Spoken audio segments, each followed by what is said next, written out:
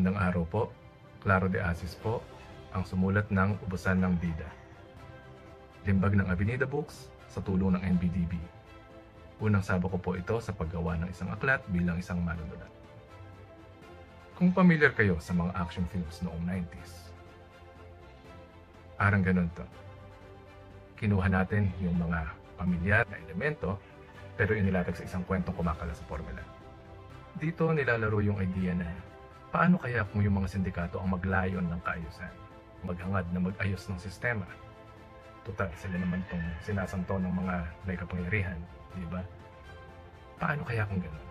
Pwedeng basahin ang Ubusan ng Bida bilang isang pagtalakay sa kulturang Pinoy na nahulma ng mga pelikula, kondisyon para humanga sa mga inaakala nilang kakampi o bayani o tagapagligtas. At nasa kwento rin kung bakit hindi dapat gano'n. Pero sa isang banda, pwede rin naman itong basahin at face value para lang sa aksyon. Total, kung paano tayo nilibang ng mga pelikula noong 90s, sa ganoong paraan ko rin siya isinulat.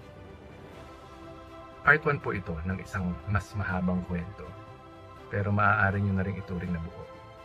Kaya kinukumbida ko kayo na basahin ito at ito'y mabibili sa may Avenida website, sa Avenida Store sa Shopee at sa Fully Booked.